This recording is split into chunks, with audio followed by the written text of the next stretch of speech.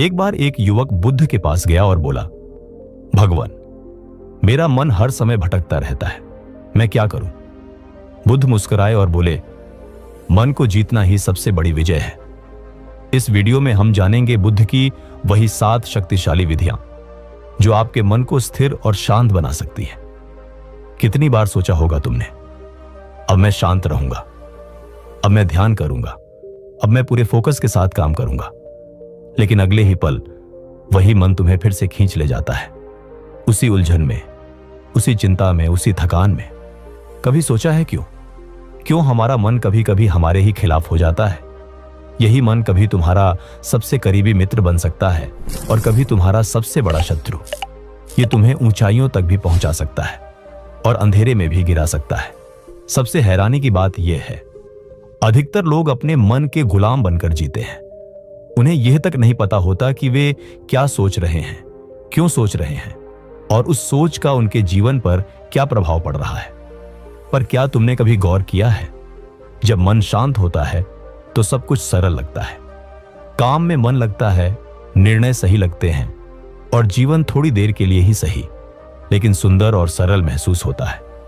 लेकिन जब मन अशांत होता है, हर चीज उलझन बन जाती है, लोग चुभने लगते हैं, छोटी बातें भी भारी लगने लगती हैं और मन या तो क्रोधित रहता है या थका हुआ। यही मन है जो या तो तुम्हें आजादी देगा या बेचैनी की कैद में डाल देगा। अब असली सवाल है, इस मन को काबू में कैसे किया जाए? क्योंकि यही सबसे जरूरी काम है और शायद सबसे मुश्किल भी। हर कोई कहता है मन को शांत रखो, पर कोई ये नहीं बताता कि कैसे। आज का यह वीडियो इसी सवाल का जवाब है, वो भी आसान भाषा में, जीवन से जुड़े उदाहरणों के साथ और ऐसी तकनीकों के साथ जिन्हें तुम आज से ही आजमा सकते हो। यह कोई ऊपरी मोटिवेशन नहीं है, बल्कि एक आईना है जिसमें तुम अपना असली मन देख पाओगे। क्योंकि जब तक तुम यह नहीं समझोगे कि तुम्हारा मन तुम्हें कहां कहां बहका रहा है, तब तक तुम उसे नियंत्रित नहीं कर पाओगे। गौतम बुद्ध ने कहा था, जैसे एक शिकारी अपने कुत्ते को सिखाता है, वैसे ही मन को ध्यान के द्वारा प्रशिक्षित करना पड़ता है, वरना मन तुम्हें खींचकर वहीं ले जाएगा जहां तुम जाना नहीं चाहते। हर दिन यही हो रहा है, मन तुम्हें घसीटकर उलटी दिशा में ले जा रहा है। अब कल्पना करो, अगर तुमने अपने मन को कंट्रोल करना सीख लिया तो क्या होगा? तुम अधिक शांत रहोगे, तुम्हारे निर्णय बेहतर होंगे, बेवजह की पीड़ा खत्म होगी और सबसे जरूरी बात, तुम्हारे जीवन की कमान तुम्हारे हाथ में होगी, ना कि उस मन की जो हर समय इधर उधर भटकता है। इसलिए इस वीडियो को बस मत देखो, इसे महसूस करो, समझो और खुद से जुड़ो।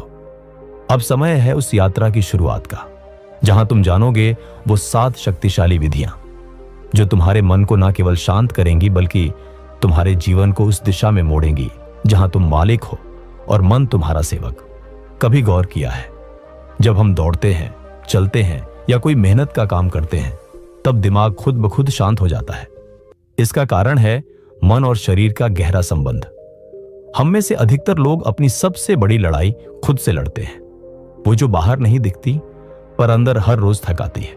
हर बात पर बार बार सोचते रहना, सब कुछ ठीक होते हुए भी बेचैनी का बने रहना और एक सवाल बार बार उठना, मैं ऐसा क्यों सोच रहा हूं? दरअसल जब शरीर रुक जाता है तब दिमाग दौड़ने लगता है। कभी बैठकर घंटों मोबाइल चलाया है या बस छत की ओर घूरते हुए बैठे रहे हो? तब क्या मन शांत था? नहीं ना, बल्कि तब सोच और तेज हो जाती है। डर, पछतावे, चिंता, पुरानी बातें सब दिमाग में घूमने लगती हैं। अब याद करो, जब तुम दौड़ने गए थे या शरीर से कोई मेहनत वाला काम किया था, तब दिमाग वैसा भाग रहा था क्या? नहीं, क्योंकि जब शरीर चलता है सोच थक जाती है। मन को शांत करना है तो पहले शरीर को हिलाओ। शरीर निष्क्रिय होगा तो दिमाग बेचैन हो जाएगा और जब शरीर सक्रिय होगा तो मन खुद स्थिर हो जाएगा। यह कोई सिर्फ मनोवैज्ञानिक सिद्धांत नहीं है, बल्कि यह सच है। उन हजारों लोगों का अनुभव है जिन्होंने खुद को चिंता, डिप्रेशन या ओवरथिंकिंग से बाहर निकाला, बिना किसी दवाई के, सिर्फ शरीर को चलाकर। लोग कहते हैं मेरे पास समय नहीं है, पर सोचो, ओवरथिंक करने के लिए तुम्हारे पास कई घंटे हैं, चिंता में डूबे रहने के लिए पूरी रात है, लेकिन 30 मिनट चलने का वक्त नहीं। यही तो फर्क है सोच और कर्म में। सोच एक भीतर की आग है, और जब तक तुम उसे शरीर की गति से शांत नहीं करोगे, तब तक वह मन को जलाती रहेगी। जो अग्नि को भड़काती है, वही हवा उसे शांत भी कर सकती है। अगर आज तुम्हारा मन तुम्हारे बस में नहीं है, तो हो सकता है कि तुमने अपने शरीर को उसकी मर्जी पर छोड़ रखा है। अक्सर लोग कहते हैं, मन बड़ा चंचल है, मैं चाहकर भी कुछ नहीं कर पाता। लेकिन कोई उनसे यह क्यों नहीं पूछता, तू बैठा क्यों है भाई?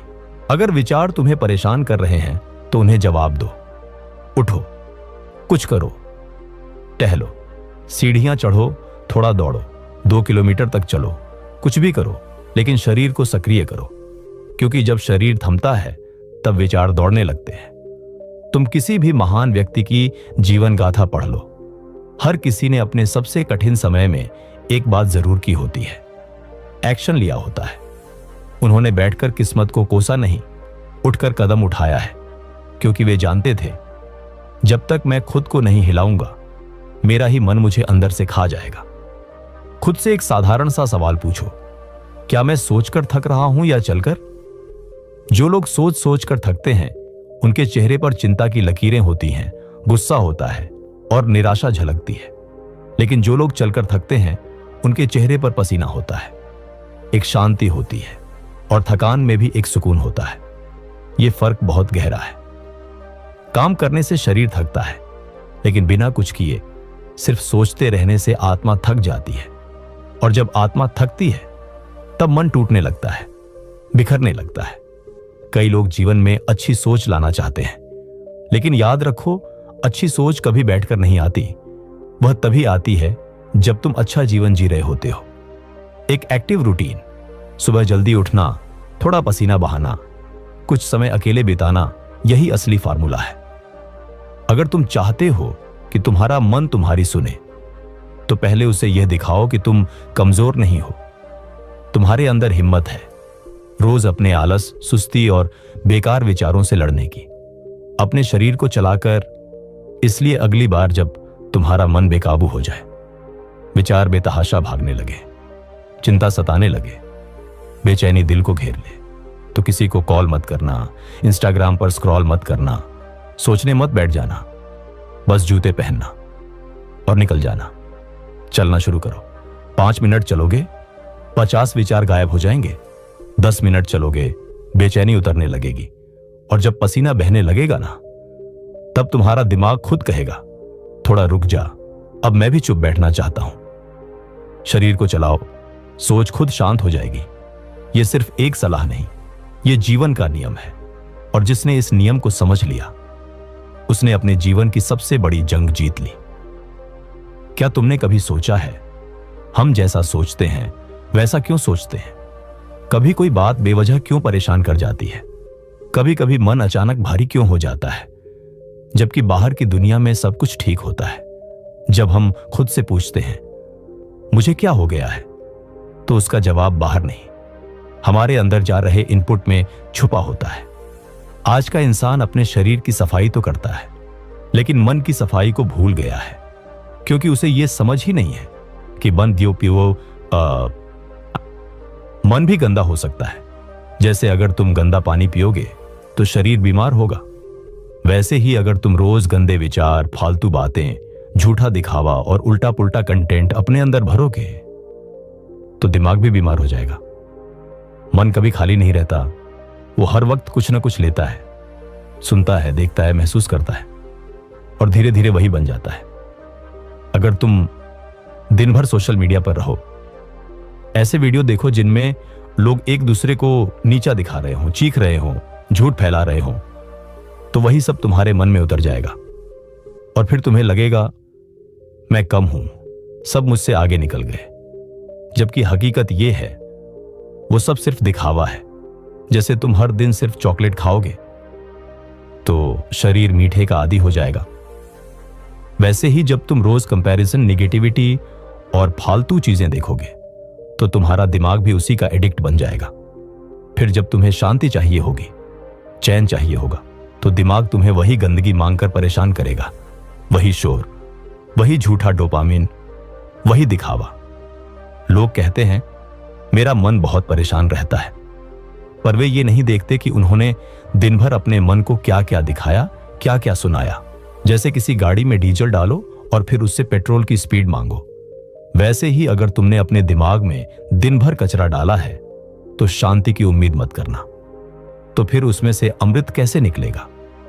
इसलिए सबसे पहली बात समझो, अगर मन को नियंत्रण में लाना है तो सबसे पहले उसके इनपुट को सुधारना होगा। जो तुम देख रहे हो वही तुम्हारे विचार बनते हैं, जो सुन रहे हो वही तुम्हारी भावनाओं का आकार लेता है, जो पढ़ रहे हो वही तुम्हारा नजरिया बन जाता है। कई बार लोग पूछते हैं कि मैं सकारात्मक सोच लाना चाहता हूं, दूसरों के लिए अच्छा करना चाहता हूं, लेकिन मेरा मन साथ नहीं देता।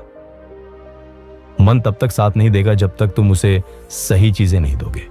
वो लड़का जो सुबह उठते ही सबसे पहले मोबाइल उठाता है और एक के बाद एक इंस्टाग्राम स्टोरीज, रील्स और बेकार की तुलना देखता है, उसका दिन शुरुआत से ही जहर से भर जाता है।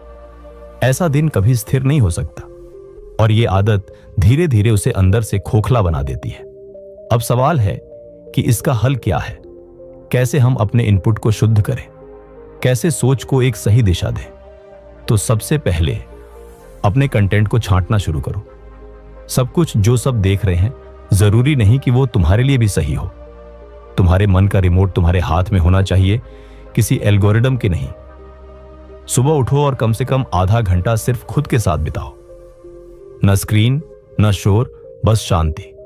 और फिर उस वक्त कुछ ऐसा पढ़ो या सुनो जो तुम्हारे भीतर मजबूती पैदा करे। कोई प्रेरक किताब, ध्यान की थोड़ी प्रैक्टिस, कोई शांत संगीत या कोई कहानी जो तुम्हारे अंदर कुछ गहरा जगा दे। धीरे धीरे तुम्हारा मन खुद कहेगा, अब मुझे वो पुराना शोर नहीं चाहिए, अब मुझे सुकून चाहिए। तुम वही इंसान बन सकते हो जिसकी सोच गहरी हो, जिसकी निगाहों में स्थिरता हो और जिसकी मौन उपस्थिति भी शांति फैला दे। लेकिन उसके लिए तुम्हें अपने इनपुट पर काम करना होगा। तुम्हें अपने मन के द्वार पर एक प्रहरी खड़ा करना होगा जो हर चीज को अंदर जाने से पहले पूछे, क्या ये मेरे लायक है? क्या ये मुझे बेहतर बनाएगा?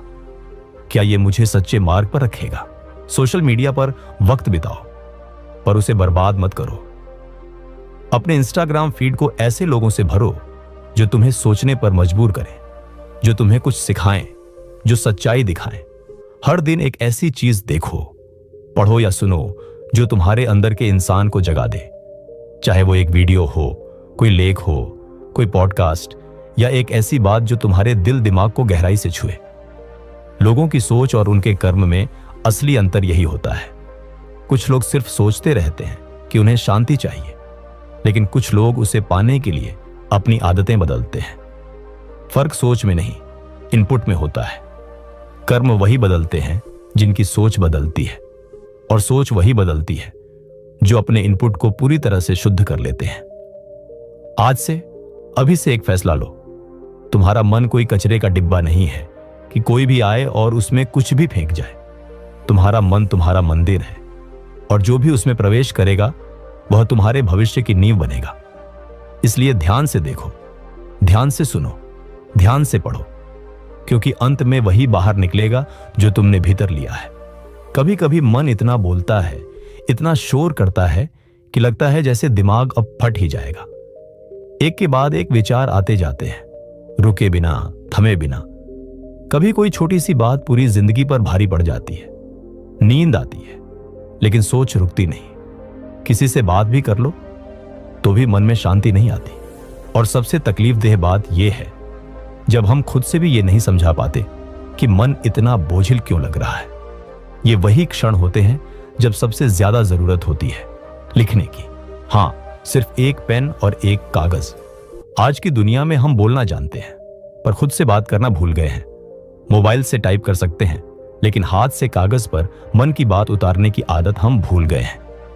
और यही वो दूरी है जो हमें अपने सबसे सच्चे मित्र खुद से दूर कर देती है।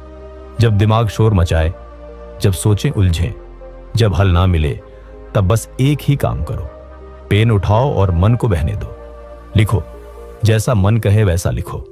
कोई फिल्टर मत लगाओ, कोई फॉर्मेट मत ढूंढो, कोई सही गलत का डर मत रखो। पन्ने पर जो चाहे लिखो, गुस्सा, दर्द, उलझन, बकवास सब बहने दो। यही असली सफाई है। ये कोई दिखावटी जर्नलिंग नहीं, ये मन की गहराई तक की सफाई है। जैसे हर रोज शरीर को नहलाते हो, वैसे ही रोज मन को खाली करना भी जरूरी है। नहीं तो विचार अंदर सड़ने लगते हैं, जमा होते हैं और अंत में हमारी शांति को निगल जाते हैं। लोग कहते हैं मन भारी है। मैं कहता हूं कागज क्यों खाली है? क्योंकि जब आप लिखते हो तो पहली बार आपके विचार आपके सामने आकार लेते हैं। जो बातें बस दिमाग में उलझी हुई थी, वो जब शब्दों का रूप लेती है तो हम उन्हें महसूस कर पाते हैं, समझ पाते हैं और सबसे जरूरी बात, छोड़ पाते हैं। और यही तो चाहिए ना हमें, कोई ऐसा तरीका जिससे हम खुद को हल्का कर सकें, बिना किसी से कुछ कहे, बिना किसी शर्म या झिझक के। एक बार कोशिश करके देखो, उस चीज को लिख डालो जो तुम्हें महीनों से परेशान कर रही है, जिसके बारे में तुम किसी से खुलकर बात नहीं कर पाए, जो हर रोज तुम्हारे मन की दीवारों से टकरा रही है।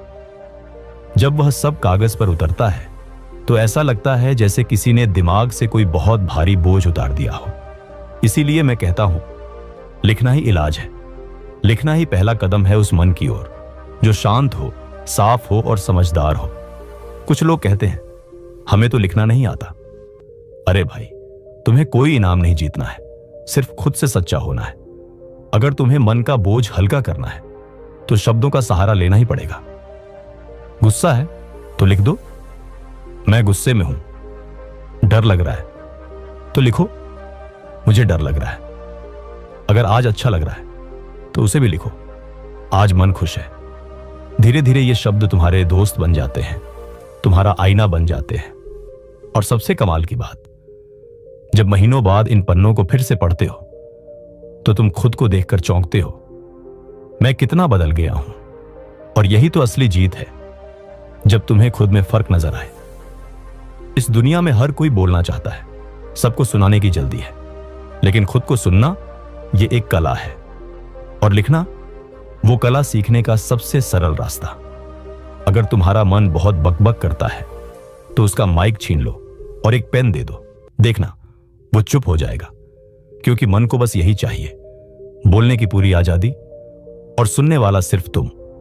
कभी सोचा है, जब तुम्हारे पास करने को कुछ नहीं होता तो दिमाग खुद से लड़ना शुरू कर देता है। छोटी छोटी बातें अचानक बड़ी लगने लगती हैं। जो कल तक मजाक था आज दिल पर लगने लगता है। बीती बातें, अनकही बातें सब मन में उथल पुथल मचाने लगती हैं। और फिर हम सोचते हैं, मैं इतना बेचैन क्यों हूं? क्यों दिमाग बिना वजह परेशान कर रहा है? क्यों? क्योंकि मन खाली है।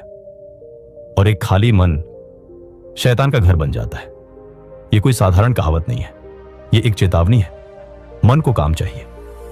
जैसे बच्चे को खेलने के लिए खिलौना चाहिए, वैसे ही मन को एक लक्ष्य चाहिए, एक दिशा चाहिए। वरना यही मन जो तुम्हारा साथी है, तुम्हारा सबसे बड़ा दुश्मन बन सकता है। जब मन खाली होता है तो वह चला जाता है बीते हुए पलों के कब्रिस्तान में। उसने ऐसा क्यों किया? काश मैं ऐसा कर पाता। मेरे साथ ही क्यों? क्या मैं इतना कमजोर हूं? ऐसे सवाल जो तोड़ते हैं पर कभी जवाब नहीं देते। इसलिए अगर तुम सच में शांति चाहते हो तो अपने मन को एक काम दो, कोई लक्ष्य, कोई सपना, कोई ऐसा काम जिसमें तुम्हारा मन डूब जाए, जहां वह उलझे नहीं बल्कि समर्पित हो जाए। याद रखो, तुम्हारा मन बहुत ताकतवर है, पर जब वह खाली होता है तो वह अपनी पूरी ताकत तुम्हारे खिलाफ लगा देता है। जैसे एक धारदार तलवार जो सुरक्षा भी दे सकती है और जरा सी चूक पर चोट भी। जब कोई उद्देश्य नहीं होता तब मन अपनी ही उलझनों में फंस जाता है और फिर तुम सोचते हो, मुझे एंजाइटी हो रही है, स्ट्रेस आ रहा है, डर लग रहा है। पर असल में यह सब मन का एक ही संदेश होता है, मुझे कोई दिशा दो, कोई उद्देश्य दो। जरूरी नहीं कि वह उद्देश्य बहुत बड़ा हो। एक छोटी सी आदत से शुरुआत करो, कोई नई चीज सीखो, कोई छोटा सा मिशन अपनाओ जिसमें तुम खुद को बेहतर बना सको। तुम देखोगे, जैसे ही तुम्हारा मन काम में लगेगा, उसका शोर संगीत में बदल जाएगा। विचार स्पष्ट होंगे, भावनाएं स्थिर होंगी और वही मन जो कभी तुम्हें परेशान करता था अब तुम्हें ऊंचाई की ओर ले जाने लगेगा। देखो, हम सबके जीवन में समस्याएं होती हैं, लेकिन जिनका मन व्यस्त होता है वे मुश्किलों में भी नहीं टूटते, क्योंकि उनका मन काम में लगा होता है, दर्द में नहीं। जिस दिन तुमने अपने मन को एक ऐसा कार्य दे दिया जिसमें दिल भी लगे और आत्मा भी, उसी दिन से तुम खुद को बदलना शुरू कर दोगे। तुम्हारा मन तुम्हारे नियंत्रण में आ जाएगा, क्योंकि अब वह खाली नहीं रहेगा। और इस आज की दुनिया में जहां हर कोना तुम्हारा ध्यान भटकाने की कोशिश कर रहा है, वहीं एक स्थिर मन ही तुम्हारी असली ताकत बनेगा। हर जगह ध्यान भटकाने वाली चीजें हैं, और जब मन खाली होता है तो ये डिस्ट्रैक्शन उसे तोड़ डालती है। लेकिन अगर तुम्हारे पास कोई मकसद है, कोई दिशा है, तो यही मन तुम्हें इन चीजों से बचाकर रखता है। बात इतनी सी है, मन तुम्हारा दुश्मन नहीं, वो तो बस तुम्हारा साथ चाहता है। लेकिन तुमने उसे नजरअंदाज किया, समझा ही नहीं, और अब वो बेचैन हो गया है। अब उसे बुलाओ, उससे बात करो, उसे काम दो। जब भी लगे कि दिमाग बहुत शोर कर रहा है, कि तुम अपने आप से दूर हो गए हो, तो खुद से एक सवाल पूछो, क्या मेरा मन खाली है? अगर जवाब हां है, तो तुरंत उसे कोई काम दो। मन वही करता है जो उसे सिखाया जाता है। या तो तुम उसे कुछ अच्छा सिखाओ, या वह तुम्हें उलझनों में उलझा देगा।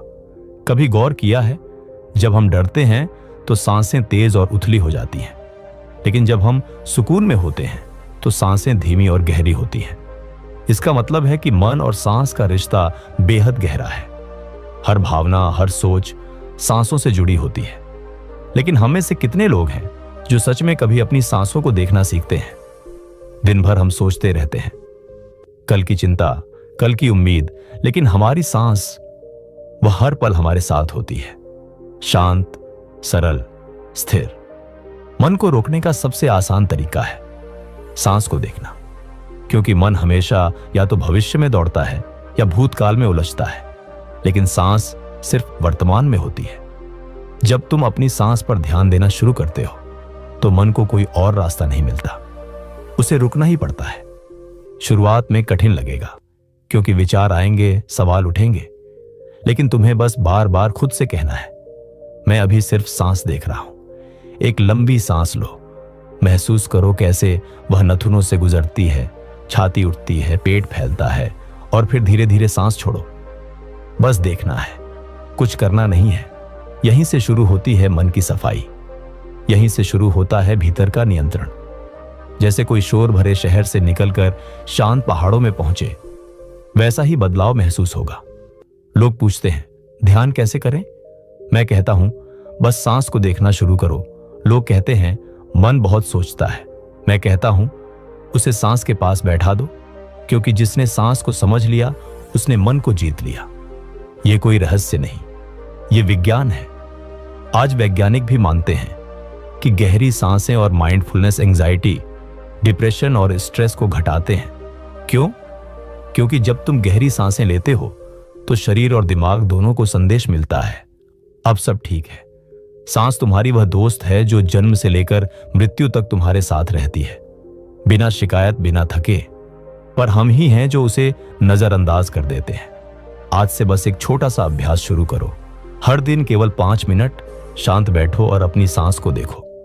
कोई विचार आए, आने दो, पर फिर से लौट आओ अपनी सांस की ओर। धीरे धीरे तुम्हारे भीतर कुछ बदलने लगेगा। मन शांत होगा, सोचें साफ होंगी, और सबसे जरूरी, तुम खुद से जुड़ने लगोगे। हम बाहर की दुनिया को बदलने में लगे रहते हैं, पर असली बदलाव तब होता है जब भीतर की लहरें थमती हैं। सांसें ही वह पुल है जो तुम्हें इस तूफान से निकालकर शांति के किनारे तक पहुंचा सकती है। तो जब भी मन भागे, जब भी बेचैनी हो, बस एक काम करना, सांस को देखना शुरू कर देना।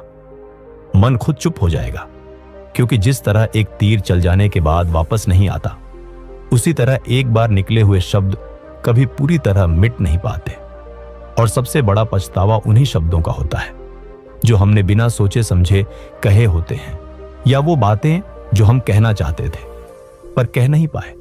लेकिन जब तुम मन को शांत करना सीख जाते हो, तब शब्द भी संजीदा हो जाते हैं और जीवन धीरे धीरे सरल हो जाता है। पता है, काश उस वक्त मैं चुप रहा होता, काश वो एक बात कहने से पहले थोड़ा रुक गया होता, काश मैंने अपने शब्दों पर थोड़ा संयम रखा होता। और इन्हीं काश की गांठों में पूरी जिंदगी उलझ जाती है। असल में मन पर असली नियंत्रण तब नहीं होता जब हम आंखें बंद करके ध्यान में बैठते हैं, बल्कि तब होता है जब कोई हमें नीचा दिखाए, गुस्से में कुछ कहे, हमारे स्वाभिमान को ठेस पहुंचाए, और हम फिर भी शांत रह जाएं। क्योंकि मन की सबसे कठिन परीक्षा वही होती है जब विचार जुबान तक आ चुके होते हैं, लेकिन हम उन्हें बाहर आने नहीं देते। यह आसान नहीं है, यह बेहद कठिन है। लेकिन जो इंसान इस एक कला में निपुण हो गया, उसके पास दुनिया की सबसे अनोखी शक्ति आ जाती है, चुप रहने की शक्ति। हम सोचते हैं कि बोल देंगे, पलटकर जवाब देंगे तो मामला खत्म हो जाएगा, लेकिन वहीं से असली आग भड़कती है। एक बात दूसरी को जन्म देती है और फिर बात बढ़ती जाती है। कई बार इतनी कि रिश्ते टूट जाते हैं, सालों की नजदीकियां खत्म हो जाती हैं। अब सोचो, अगर उस एक पल में तुमने खुद को रोक लिया होता तो क्या आज यह सब बिगड़ा होता? तुम्हारी चुप्पी कभी तुम्हारी कमजोरी नहीं है, वह उस क्षण की निशानी है जब तुमने अपने मन को पकड़ लिया, जबकि तुम्हारा अहंकार, गुस्सा और भावनाएं तुम्हें धकेलने को तैयार थीं। दुनिया में सबसे ताकतवर वह व्यक्ति नहीं है जो सब कुछ बोल सकता है, बल्कि वह है जो सब कुछ जानकर भी मौन रह सकता है। शब्दों का मूल्य वही जानता है जिसने शब्दों की वजह से अपने संबंध खोए हों या जिनका दिल शब्दों से टूटा हो। जैसे एक नदी बहती है तो बहुत शोर करती है, लेकिन एक गहरी झील होती है तो बिल्कुल शांत होती है। ठीक वैसे ही एक गहरे इंसान को हर बात पर प्रतिक्रिया देने की जरूरत नहीं होती।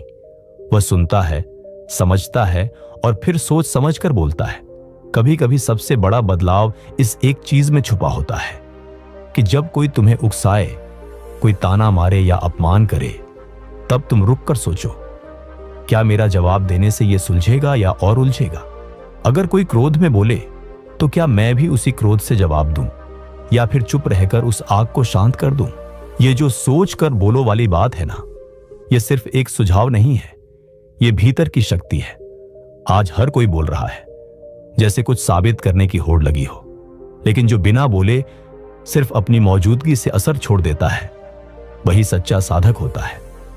और याद रखो, तुम्हारा सबसे बड़ा शत्रु तुम्हारी जुबान हो सकती है, अगर वह तुम्हारे मन के नियंत्रण में नहीं है। इसलिए हर बार कुछ बोलने से पहले खुद से 3 सवाल पूछो। क्या यह बोलना जरूरी है? क्या इससे किसी का भला होगा?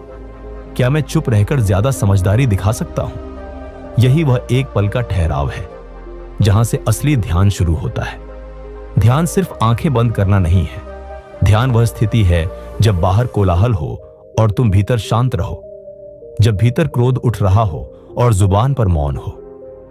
अगर तुम सच में अपने मन पर नियंत्रण पाना चाहते हो तो बोलने से पहले रुकना सीखो। वह एक पल तुम्हें बहुत कुछ सिखा सकता है, रिश्तों को बचा सकता है, तुम्हारे मान सम्मान की रक्षा कर सकता है और सबसे जरूरी, तुम्हारे भीतर की शांति लौटा सकता है। चुप रह जाना कोई हार नहीं है, चुप रह जाना सबसे बड़ी जीत है। हम अक्सर अपने विचारों को ही अपनी पहचान मान लेते हैं। जब कोई नकारात्मक विचार आता है तो हम सोचते हैं मैं ऐसा हूं। जब चिंता मन में उठती है तो लगता है मैं ही परेशान हूं। पर क्या हम सच में अपने विचार हैं? सोचो, जब तुम किसी चीज को देख रहे होते हो तो देखने वाला कौन है? तुम्हारा दिमाग नहीं, वह तुम हो, तुम्हारी आत्मा, तुम्हारा चेतन स्वरूप। वही जो विचारों को देख सकता है, वही जो हर भावना को महसूस कर सकता है। मैं सोच नहीं हूं, यह बात जितनी साधारण दिखती है उतनी ही गहराई लिए हुए है। जब तुम यह समझ जाते हो कि तुम अपने विचार नहीं हो, तभी मन से आजादी शुरू होती है। क्योंकि विचार तो बादल जैसे होते हैं, आते हैं, मंडराते हैं और फिर चले जाते हैं। लेकिन जो तुम हो वह तो आसमान है, अडिग, न बदलने वाला, शांति से भरा हुआ। जब मन विचलित हो, विचार परेशान करने लगे, तो बस एक कदम पीछे हटो, उन्हें देखो, पर खुद को उनसे अलग रखो। जैसे कोई फिल्म चल रही हो, तुम दर्शक हो, अभिनेता नहीं। यही समझ तुम्हें भीतर की स्थिरता देती है, वह शांति देती है जो किसी भी बाहरी परिस्थिति से डगमगाए नहीं। मैं अपने विचार नहीं हूं। इस एक बोध से जीवन की सबसे बड़ी मुक्ति शुरू होती है, क्योंकि इस विजय के साथ तुम अपने मन को वश में कर सकते हो, तनाव से मुक्त हो सकते हो और भीतर की शांति को पा सकते हो। यह कोई जादू या रहस्य नहीं है, बल्कि आत्मबोध की एक सरल यात्रा है। जब तुम खुद को अपने विचारों से अलग करके पहचानते हो, तभी तुम मन की जंजीरों को तोड़ पाते हो, और तब जीवन तुम्हें एक नए दृष्टिकोण से दिखाई देने लगता है, जहां न कोई डर होता है, न कोई क्रोध, न ही कोई चिंता, बस एक गहरी स्थायी शांति। तो आज से एक नियम बनाओ, जब भी कोई विचार तुम्हें विचलित करे, एक क्षण ठहरो और कहो, मैं यह विचार नहीं हूं, मैं वह हूं जो इसे देख रहा है। यही तुम्हारा सबसे मजबूत हथियार है, यही तुम्हारी सबसे सशक्त शक्ति है। और जब यह बात तुम्हारे अनुभव में उतर जाएगी, तब तुम देखोगे कि मन अब तुम्हारे नियंत्रण से बाहर नहीं जाएगा। याद रखो, तुम अपने विचार नहीं हो, तुम वह हो जो सोचता है, जो देखता है, जो अनुभव करता है। तुम्हारे जीवन की सबसे बड़ी लड़ाई तुम्हारे भीतर ही होती है, तुम्हारे और तुम्हारे मन के बीच। यह मन जो हर पल कहीं दौड़ता है, जो तुम्हें असंख्य अनचाहे विचारों और बेचैनियों में घसीटता है, वही तुम्हारा सबसे बड़ा प्रतिद्वंद्वी भी है। लेकिन क्या तुम जानते हो, इस मन को शांत करने का सबसे सहज और प्रभावशाली तरीका क्या है? ध्यान। ध्यान कोई रहस्यमय विधि नहीं है, यह एक सरल अभ्यास है, जिसे यदि रोजाना केवल 10 मिनट दिया जाए, तो यह तुम्हारे पूरे दिन को और धीरे धीरे तुम्हारे जीवन को बदल सकता है। कल्पना करो, अगर तुम्हारे पास कोई रिमोट कंट्रोल होता, जिससे तुम अपने विचारों की उथल पुथल को एक बटन से शांत कर सकते, तो क्या तुम उसे नहीं अपनाते? ध्यान वही रिमोट कंट्रोल है। जब तुम प्रतिदिन ध्यान करते हो, तो तुम्हारा मन एक जगह ठहरना सीखता है, वह तुम्हारी सुनता है, तुम्हारी सोच स्पष्ट होती है, तुम्हारी भावनाएं स्थिर होती हैं, और सबसे अहम बात, तुम्हें अपने भीतर की शक्ति का साक्षात्कार होता है। ध्यान में बैठकर जब तुम केवल अपनी सांसों पर ध्यान देते हो, तो तुम अपने भीतर की हर हलचल को देखना शुरू करते हो, बिना किसी प्रतिक्रिया के। यही अभ्यास तुम्हारे मन को प्रशिक्षित करता है कि वह व्यर्थ की बातों में न उलझे, वह हर परिस्थिति में स्थिर रहना सीखे।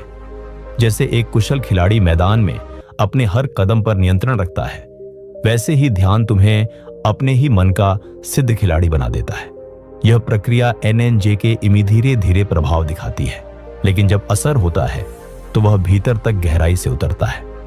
ध्यान से मन में शांति बसती है, विचार संयमित होते हैं, और दिन भर की व्यस्तता के बीच भी तुम अपने केंद्र में टिके रहते हो। और जब मन शांत होता है, तो जीवन की सबसे कठिन समस्याएं भी हल्की लगने लगती हैं। तो आज से शुरुआत करो, सिर्फ 10 मिनट रोज। पहली बार में लगेगा कि मन इधर उधर भटक रहा है, पर परेशान हो। यह प्रक्रिया का ही हिस्सा है। बस सांसों को महसूस करते जाओ, अपने अंदर की आवाजों को सुनते जाओ, और तुम देखोगे कि कैसे मन धीरे धीरे अपने स्थिर होता जा रहा है। ध्यान तुम्हें वह शक्ति देता है जिससे तुम अपने विचारों की लहरों को नियंत्रित कर सकते हो। और जब तुम मन पर नियंत्रण पा लेते हो, तब जीवन पर भी तुम्हारा नियंत्रण बढ़ने लगता है। याद रखो, ध्यान कोई बड़ा परिवर्तन लाने वाला कठिन अभ्यास नहीं है। यह तो एक छोटी सी आदत है जो तुम्हें बहुत बड़ी आजादी दे सकती है। अब बस यह समझ लो, मन को काबू में रखना कोई चमत्कार नहीं है। इसमें बस थोड़ी सी जागरूकता चाहिए, थोड़ा धैर्य, और रोजाना का एक छोटा अभ्यास। जैसे तुम टीवी का रिमोट कंट्रोल संभालते हो, वैसे ही अब अपने मन का कंट्रोल अपने हाथ में लो। क्या और हां, मन को वश में करने के ये तरीके जरूर अपनाओ, वरना मन तो भागेगा ही, जैसे बच्चे मिठाई की दुकान देखकर भागते हैं। अगर आपको यह वीडियो पसंद आया हो, तो नीचे लाइक बटन जरूर दबाएं, ताकि हम और भी ऐसे प्रेरणादायक और ज्ञानवर्धक वीडियो आपके लिए ला सकें। और चैनल को सब्सक्राइब करना ना भूलें, क्योंकि यहां सिर्फ ज्ञान नहीं, अनुभव भी मिलेगा। टिप्पणी में बताएं कि आपको सबसे ज्यादा कौन सी बात असरदार लगी, या आप अपने मन को कैसे कंट्रोल करते हैं। क्या आपने कभी किसी को बिना किसी कारण क्रोधित होते देखा है? सोचिए, अगर कोई व्यक्ति आपको अपशब्द कहे, गालियां दे, तो आप क्या करेंगे? क्या आप उसी क्रोध में जवाब देंगे? लेकिन सोचिए, अगर आप बिल्कुल शांत रहें तो क्या होगा? कुछ ऐसा ही हुआ जब एक क्रोधित ब्राह्मण गौतम बुद्ध से मिलने पहुंचा, और जो घटित हुआ वह किसी चमत्कार से कम नहीं था। यह घटना मगध राज्य की है, जहां एक अत्यंत प्रतिष्ठित ब्राह्मण रहता था। उसका नाम था देवराज। लेकिन जितनी उसकी प्रतिष्ठा थी, उतना ही अधिक उसका अहंकार भी था। उसे लगता था कि केवल वही सच्चा ज्ञानी है और बाकी सब अज्ञानी है। जब उसे पता चला कि लोग एक सन्यासी गौतम बुद्ध को महात्मा कहकर सम्मान दे रहे हैं तो उसका घमंड आहत हो गया। उसने सोचा, ये एक साधारण सन्यासी जिसके पास ना वेदों का ज्ञान है न किसी यज्ञ की दीक्षा, उसे लोग महात्मा कैसे कह सकते हैं। क्रोध से भरा देवराज निर्णय करता है कि वह बुद्ध की परीक्षा लेगा और उनके सामने उन्हें नीचा दिखाएगा। वह बुद्ध के पास पहुंचा जब वे अपने शिष्यों को उपदेश दे रहे थे, लेकिन देवराज ने न तो कोई नम्रता दिखाई न कोई शिष्टाचार। आते ही वह गरज कर बोला, अरे बुद्ध, तेरा सारा ज्ञान झूठा है, तू लोगों को भ्रमित कर रहा है। असली ज्ञान तो वेदों में है। तू कौन होता है सत्य का मार्ग दिखाने वाला? उसका चेहरा क्रोध से लाल था, आंखें जल रही थी और वह अपशब्दों की बौछार करने लगा। वहां बैठे शिष्य स्तब्ध रह गए। कुछ को क्रोध आया, कुछ भ्रमित हो गए, लेकिन बुद्ध, वे शांत, स्थिर और मुस्कुराते हुए वहीं बैठे रहे, जैसे कुछ हुआ ही नहीं हो। जब देवराज कुछ देर तक अपनी कटुता उड़ेल चुका, तब बुद्ध ने शांत स्वर में पूछा, ब्राह्मण, यदि कोई व्यक्ति तुम्हें कोई उपहार दे और तुम उसे स्वीकार न करो तो वह उपहार किसके पास रह जाता है? देवराज चौंका। उसे लगा कि बुद्ध विषय से भटकाना चाह रहे हैं, लेकिन फिर भी उसने उत्तर दिया, यदि मैं उपहार न लूं तो वह उसी के पास रहेगा जिसने उसे दिया है। यह तो साधारण बात है। बुद्ध ने मुस्कुराकर उत्तर दिया, तो फिर ब्राह्मण, मैं तुम्हारी गालियां स्वीकार नहीं कर रहा। बताओ, अब ये गालियां किसके पास रह गई? देवराज हक्का बक्का रह गया। उसकी आंखें फैल गईं और जीभ मानो तालू से चिपक गई। सारे शिष्य विस्मय में डूब गए। क्या यह व्यक्ति वास्तव में केवल एक साधारण सन्यासी है? यह तो एक गहरे ज्ञान की ध्वनि थी, लेकिन कहानी यहीं खत्म नहीं होती। देवराज भीतर तक हिल चुका था, लेकिन उसका अहंकार अभी भी जीवित था। उसने एक व्यंग्यपूर्ण मुस्कान के साथ कहा, ठीक है बुद्ध, मान लिया तेरा उत्तर चौंकाने वाला था, पर क्या तू यह बता सकता है कि क्रोध को जड़ से कैसे मिटाया जाए? बुद्ध ने उत्तर दिया, लेकिन इतना धीमे स्वर में कि केवल पास बैठे शिष्य ही उसे सुन सके। अगले ही क्षण देवराज का चेहरा सफेद पड़ गया। आखिर बुद्ध ने ऐसा क्या कहा जो ब्राह्मण को चुप करा गया? और यह सब कैसे जुड़ता है एक अहंकारी राजकुमार से? लेकिन कभी कभी जीवन में कोई ऐसा मिल जाता है जो बिना हथियार उठाए ही आपकी सारी ताकत को व्यर्थ सिद्ध कर देता है। यही घटना घटी मगध के राजकुमार अभय के साथ, जिसने बुद्ध को अपने घमंड से हराने की ठानी थी। पर बुद्ध ने जो किया, उसने पूरे राजमहल को स्तब्ध कर दिया। राजकुमार अभय अपने क्रोध और अहंकार के लिए कुख्यात था। वह योद्धा था, लेकिन उसका गुस्सा छोटी छोटी बातों पर भड़क उठता। अगर कोई सेवक जरा सी भी गलती कर देता तो वह उसे कड़ी सजा देता। यहां तक कि महल के मंत्री तक उससे डरते थे और उसके गुरु भी कांपते हुए उसे शिक्षा देते, ताकि कहीं वह उन्हें अपमानित न कर दे। मगर अभय को इससे फर्क नहीं पड़ता था। उसे लगता था कि डर के सहारे ही वह शासन करेगा, लेकिन उसकी पीठ पीछे महल में फुसफुसाहटें होती रहती थी, जिस दिन यह राजा बनेगा तबाह हो जाएंगे हम सब। पर अभय को इससे कोई फर्क नहीं पड़ता था। एक दिन उसे झांत हुआ कि बुद्ध ने एक क्रोधित ब्राह्मण को शांति से परास्त कर दिया। यह सुनकर अभय का अहंकार जाग उठा। उसने सोचा कि यदि यह साधु इतना ही ज्ञानी है तो मुझे भी हरा कर दिखाए। उसने महल में एक विशेष सभा का आयोजन किया और बुद्ध को आमंत्रित किया। महल के सुंदर बाग में सभा सजी। चारों ओर मंत्री, सैनिक और स्वयं राजा भी उपस्थित थे। अभय ने बुद्ध को देखा। शांत चेहरा, आंखों में गहराई और होठों पर कोमल मुस्कान। यह सब देखकर उसका क्रोध और भी भड़क उठा। बुद्ध, वह गरजते हुए बोला, मैंने सुना है कि तुमने एक ब्राह्मण को चुप करवा दिया, पर मुझे मूर्ख मत समझना। मैं राजकुमार अभय हूं। मैं तुमसे एक प्रश्न करूंगा।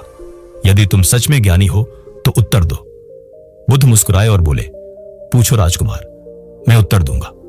अभय ने तिरस्कार के साथ कहा, अगर कोई क्रोधित होकर तुम्हें अपशब्द कहे तो क्या तुम उसे दंड दोगे? बुद्ध ने शांत स्वर में उत्तर दिया, राजकुमार, यदि कोई व्यक्ति आपके पास कोई उपहार लेकर आए और आप उसे न स्वीकारें तो वह उपहार किसके पास रह जाता है? अभय ने हंसते हुए कहा, यह तो सरल बात है। अगर मैं उपहार न लूं तो वह देने वाले के पास ही रह जाएगा। बुद्ध बोले, तो फिर यदि कोई व्यक्ति क्रोध से भरे शब्द कहे और दूसरा उन्हें न अपनाए तो वे कहां टिकेंगे? पूरा राजमहल स्तब्ध रह गया। सन्नाटा छा गया। अभी अभय कुछ कह पाता। बुद्ध ने कहा, परंतु राजकुमार, लगता है कि आप क्रोध की असली शक्ति को अभी नहीं समझते। यदि आप चाहें तो मैं अभी यहीं आपको क्रोध से मुक्ति दिला सकता हूं। अभय हंसा, यह असंभव है। क्रोध मेरी शक्ति है मैं इसे छोड़ नहीं सकता। बुद्ध बोले, तो चलिए एक प्रयोग करते हैं।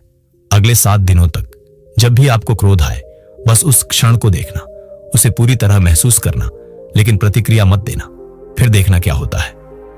अभय को यह बात खेल जैसी लगी। उसने चुनौती स्वीकार कर ली, पर वह नहीं जानता था कि आने वाले 7 दिन उसकी दुनिया को पलट कर रख देंगे। अब प्रश्न यह है, क्या अभय इन 7 दिनों में अपने क्रोध को पहचान सका? क्या वह सच में बदल पाया, या फिर यह बुद्ध का कोई मानसिक खेल था?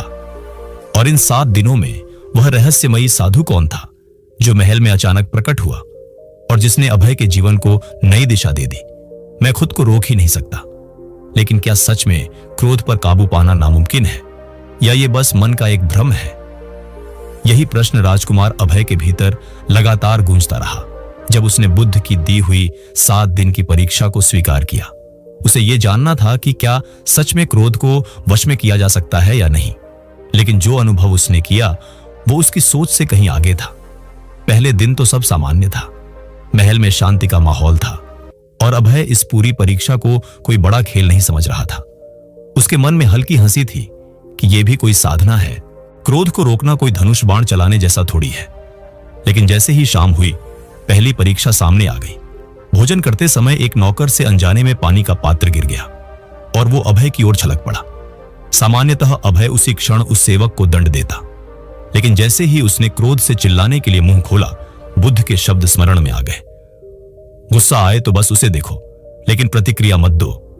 अभय ने खुद को रोका, पर उसका चेहरा लाल हो गया, उसकी मुट्ठियां तन गई, भीतर गुस्से की ज्वाला धधक रही थी। वो बोला नहीं, बस चुप रहा और चौंक गया कि कुछ ही मिनटों बाद वो अग्नि शीतल होने लगी। उसने पहली बार अनुभव किया कि जब क्रोध को बाहर ना निकालो तो वह खुद भी क्षीण होने लगता है। अगले दिन भी यही क्रम चला। बार बार उसे गुस्सा आता, लेकिन वह रोक लेता। अब वह एक नई बात नोट कर रहा था, गुस्सा रुकता नहीं है, वह कुछ समय के लिए आता है, और यदि उसे प्रतिक्रिया न मिले तो वह खुद ही समाप्त हो जाता है। उसे यह सोचकर हैरानी हुई कि अब तक मैं गुस्से को सच मानता था, पर यह तो सिर्फ एक क्षणिक भाव है जो मेरी अनुमति से ही टिकता है। परंतु 5वें दिन कहानी में एक नया मोड़ आ गया, जब एक रहस्यमयी साधु महल के द्वार पर आया। वह काले वस्त्रों में था और उसकी आंखों में गहराई थी। उसने द्वारपाल से कहा, मुझे राजकुमार अभय से मिलना है। जब अभय साधु से मिलने गया तो वह मुस्कुराया और बोला, राजकुमार, सुना है तुम क्रोध पर नियंत्रण का अभ्यास कर रहे हो। लॉग। अभय ने हां में सिर हिलाया। साधु बोला, तो क्या तुम मुझे गुस्सा दिला सकते हो? Component placement. अभय चौंका। क्या? स्विंग? साधु ने सोचा यह तो उलटी बात कर रहा है, लेकिन फिर उसने उसे नीचा दिखाने की नीयत से अपशब्द कहे, अपमानजनक बातें कही, यहां तक कि उस पर कटाक्ष भी किया, लेकिन वह साधु सिर्फ मुस्कुराता रहा, जैसे कुछ हुआ ही ना हो। अंत में अभय ने हार मान ली। तब साधु ने कहा, राजकुमार, तुम चाहे जितने अपशब्द कहो, लेकिन जब मैं उन्हें स्वीकार ही नहीं करता तो वे मुझे कैसे छू सकते हैं? Component placement.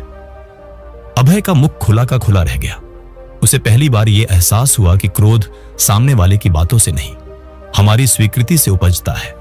लेकिन यह अनुभव भी अंतिम नहीं था। 7वें दिन परीक्षा कठिनतम हो गई। उसका सबसे प्रिय सेवक गलती से उसकी वह तलवार गिरा बैठा जो उसके पिता ने उसे भेंट दी थी। वह टूट गई और अभय का चेहरा आग सा लाल हो गया। उसका मन चीखने को तैयार था, हाथ उठने ही वाला था कि भीतर से एक आवाज आई, क्या यह क्रोध मुझे कुछ दे रहा है या मुझसे कुछ छीन रहा है? सही, लेकिन क्या यह सदा के लिए मिटाया भी जा सकता है? बुद्ध ने उसे एक अद्भुत प्रयोग करने को कहा, जिससे यह पता चल सकेगा कि क्रोध को जड़ से खत्म किया जा सकता है या नहीं। और यही प्रयोग जुड़ा है एक क्रोधी व्यापारी की उस कहानी से, जो हर बात पर चिल्लाता था, लेकिन बुद्ध की एक बात ने उसकी पूरी जिंदगी बदल दी। क्या आप जानते हैं कौन था वो व्यापारी और क्या कहा बुद्ध ने? तीसरे दिन कुछ अनोखा हुआ। बालक ने गुस्से में कहा, बूढ़े आदमी, तू मेरे पास क्यों बैठा है? जा यहां से, वरना पत्थर मारूंगा। सेठ ने फिर भी कुछ नहीं कहा। उसकी आंखों में सिर्फ करुणा थी, कोई डर नहीं, कोई जवाब नहीं। बालक चुप हो गया। इतनी शांति, इतनी सहनशीलता उसने कभी नहीं देखी थी। पहली बार वह उलझन में पड़ गया। अगले कुछ घंटों में बालक ने फिर कुछ नहीं कहा। वह बस सेठ की आंखों में देखता रहा। रात हुई तो बालक बोला, तुम कौन हो? क्यों आए हो? सेठ ने जवाब दिया, मैं बस तुम्हारे साथ 3 दिन बिताने आया हूं। बालक बोला, तुम मुझसे डरते नहीं, मुझसे नफरत भी नहीं करते, फिर तुम जैसे हो वैसे क्यों हो? सेठ मुस्कुराया और बोला, क्योंकि मैंने सीखा है कि क्रोध एक बीमार सोच है जो दूसरों से नहीं खुद से जुड़ी होती है। बालक चुप हो गया। अगली सुबह बालक ने सेठ से माफी मांगी और धीरे धीरे उसका स्वभाव बदलने लगा। 3 दिन पूरे हुए और सेठ बुद्ध के पास लौटा। सेठ की आंखों में चमक थी, मन में एक नई अनुभूति। उसने बुद्ध से कहा, हे तथागत, अब मैं समझ गया, क्रोध तब तक रहता है जब तक हम उसे प्रतिक्रिया से पोषित करते हैं। जब हम बस उसे देखें, समझें और प्रतिक्रिया न दें तो वह सूख जाता है। बुद्ध मुस्कुराए और बोले, शाबाश सेठ, तुमने अंतिम रहस्य को जान लिया है। क्रोध को हमेशा के लिए समाप्त करना संभव है जब हम उसे समझकर उसकी जड़ों को पहचान लें, और उसकी जड़ है हमारा अहंकार, असुरक्षा और प्रतिक्रिया देने की आदत। जब ये नहीं रहते तो क्रोध भी नहीं रहता। सेठ की आंखों से आंसू बह निकले। वह अब सेठ नहीं रहा, वह अब एक नया मनुष्य था, शांत, सजग और स्वतंत्र। क्या आपने कभी सोचा है कि असली आनंद कहां छिपा है? धन में, शोहरत में, रिश्तों में या किसी और चीज में? श्रीधर सेठ अब वह व्यक्ति नहीं रहा था जो कभी अपने क्रोध और घमंड में डूबा हुआ था। बुद्ध से क्रोध और अहंकार का स्रोत जान लेने के बाद वह भीतर से शांत होने लगा था, लेकिन अब एक नई बेचैनी उसके अंदर सिर उठाने लगी थी। उसने बुद्ध से पूछा, हे प्रभु, अगर क्रोध और अहंकार खत्म हो जाए तो फिर सच्चा सुख कहां मिलेगा? बुद्ध शांत स्वर में बोले, इस प्रश्न का उत्तर तुम्हें मैं नहीं दे सकता। इसके लिए तुम्हें एक किसान से मिलना होगा जो तुम्हें एक टूटी हुई मिट्टी की हांडी की कहानी सुनाएगा।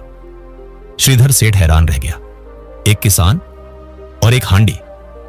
परंतु उसने अब बुद्ध पर संपूर्ण विश्वास कर लिया था, इसलिए बिना प्रश्न किए चल पड़ा उस किसान की खोज में। गांव की ओर यात्रा साधु से अब किसान तक कई दिन पैदल चलने के बाद वह एक छोटे शांत गांव में पहुंचा। वहां एक बूढ़ा किसान था, पुराने कपड़े, टूटी झोपड़ी और सूखी जमीन, लेकिन उसके चेहरे पर एक ऐसी मुस्कान थी जैसी सेठ ने पहले कभी किसी अमीर आदमी के चेहरे पर नहीं देखी थी। सेठ ने उससे पूछा, क्या आप ही वो किसान हैं जिसके पास सच्चे आनंद का रहस्य है? किसान हंस पड़ा, आनंद? बेटा, आनंद तो उसी दिन आया जब मेरी मिट्टी की हांडी टूट गई। सेठ चौंका, हांडी टूटी और तुम्हें आनंद मिला? किसान बोला, सुनो, एक समय मैं अपनी उसी मिट्टी की हांडी से बहुत मोह करता था। उसमें ही पानी रखता, उसे चमकाता और सोचता, अगर ये टूट गई तो मैं क्या करूंगा? पर एक दिन वह गिरकर टूट गई।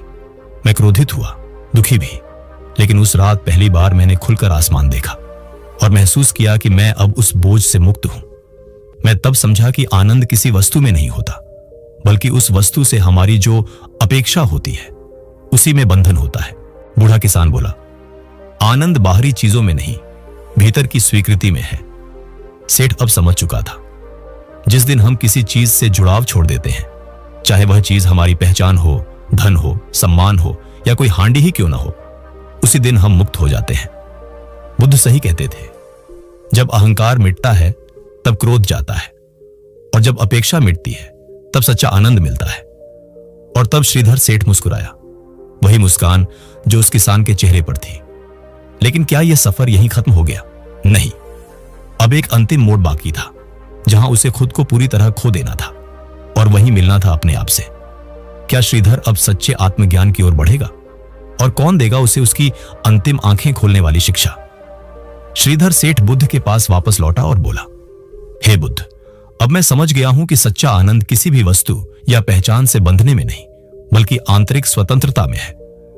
बुद्ध मुस्कुराए और बोले, शाबाश सेठ, लेकिन एक आखिरी कदम बाकी है, सच्ची करुणा की परीक्षा।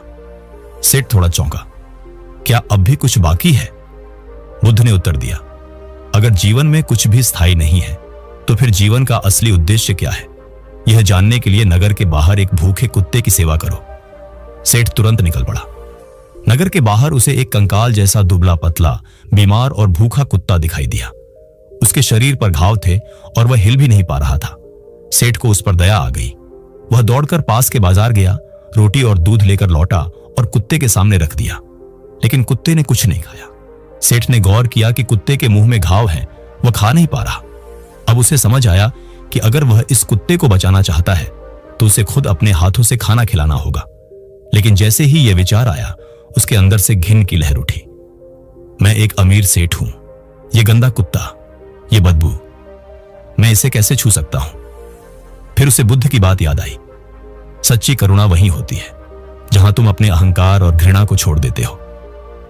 सेठ ने गहरी सांस ली, रुमाल निकाला, दूध में भिगोया और धीरे धीरे कुत्ते के मुंह में निचोड़ने लगा। कुत्ता धीरे धीरे दूध पीने लगा। सेठ के मन में एक अद्भुत शांति और संतोष उमड़ पड़ा। तभी कुछ राहगीर वहां से गुजरे। किसी ने हंसते हुए कहा, अरे देखो, अमीर सेठ अब कुत्तों को दूध पिला रहा है। दूसरा बोला, लगता है इसका दिमाग खराब हो गया है। पहले होता तो सेठ गुस्से में आ जाता, लेकिन इस बार वह शांत रहा। उसने मन ही मन कहा, अगर मेरी करुणा सच्ची है तो मुझे किसी की परवाह नहीं करनी चाहिए। सेठ हर दिन उस कुत्ते की सेवा करता रहा। धीरे धीरे कुत्ता ठीक होने लगा, उसके घाव भरने लगे, वह चलने लगा। लेकिन फिर एक दिन वह अचानक गायब हो गया। सेठ परेशान हो गया। अरे वो कुत्ता कहां चला गया? मैंने तो उसे ठीक किया था। क्या यह परीक्षा यहीं समाप्त हो गई थी या कुछ और रह गया था जानने के लिए? पढ़िए, बने रहिए कहानी में। वह कुत्ता कौन था? सेठ उस झोपड़ी के सामने खड़ा था जहां वृद्ध विधवा अपने अकेलेपन में जीवन जी रही थी। उसने दरवाजा खटखटाया और विनम्रता से पूछा, माथे, क्या मैं आपसे कुछ पूछ सकता हूं? विधवा मुस्कुराई और बोली, जरूर बेटा, जो पूछना है पूछो। सेठ बोला, क्या इंसान को जीवन भर सिर्फ दूसरों के लिए ही जीना चाहिए? क्या खुद के लिए कुछ भी नहीं बचता? वृद्धा ने मुस्कुराकर अपनी कलाई उठाई, जहां कुछ चूड़ियां सही सलामत थीं और कुछ टूटी हुई। फिर उसने हाथ हिलाया और सेठ ने देखा कि टूटे चूड़ियों की खनखन तेज थी, जबकि बाकी शांत थी। सेठ चौंक गया। माथे, यह कैसा संकेत है? वृद्धा बोली, बेटा, यही तो जीवन का सबसे गहरा रहस्य है। जब सब चूड़ियां ठीक होती हैं तो वे एक दूसरे से टकरा नहीं पाती, कोई आवाज नहीं होती, संतुलन होता है।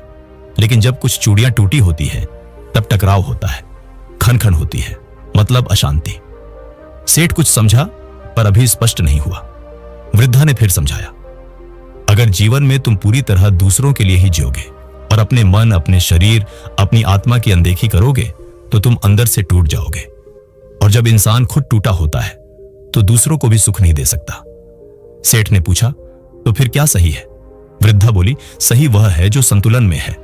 अपने लिए भी जीना चाहिए और दूसरों के लिए भी। सेवा जरूरी है, करुणा आवश्यक है, पर अपने मन का ध्यान रखना भी उतना ही जरूरी है। अगर तुम केवल बाहर बहोगे तो अंदर सूख जाओगे, और अगर केवल अपने अंदर ही उलझे रहोगे तो बाहर की दुनिया से कट जाओगे। जीवन वही सुंदर है जो इन दोनों के बीच संतुलन रखे। सेठ अब पूरी तरह समझ चुका था। यह अंतिम शिक्षा थी जो बाकी सभी शिक्षाओं को जोड़ती थी। वह वृद्धा को प्रणाम कर झोपड़ी से बाहर आया। उसका मन अब पूर्ण शांत था। उसने क्रोध से मुक्ति पाई, अहंकार त्यागा, सच्चे आनंद को जाना, करुणा को जिया और अब जीवन के संतुलन को समझ लिया। अब वह न तो अधिक बोलता था, न ही भीतर कुछ छुपाता था। वह बस शांत था, संपूर्ण रूप से शांत। और यही थी बुद्ध की अंतिम यात्रा की पूर्णता। लेकिन क्या यह वास्तव में अंत था? शायद नहीं, क्योंकि जीवन एक यात्रा है और हर उत्तर के बाद एक नया प्रश्न जन्म लेता है। क्या शून्यता ही जीवन का अंतिम सत्य है? और अगर सब कुछ असर है तो फिर हम क्यों जीते हैं? इन उत्तरों के लिए उसे अब अपने अस्तित्व से मिलना था। अगर तुम सिर्फ दूसरों के लिए खुद को पूरी तरह मिटा दोगे तो एक दिन टूट जाओगे, और जब कोई टूटता है तो जीवन से संतुलन भी चला जाता है। वृद्धा ने कहा, पहली सीख यही है बेटा, खुद को मत भूलो। श्रीधर सेठ अब ध्यानपूर्वक सुन रहा था। वृद्धा बोली, अगर कोई स्त्री विधवा हो जाए तो क्या उसका सारा जीवन बस दूसरों के लिए होना चाहिए?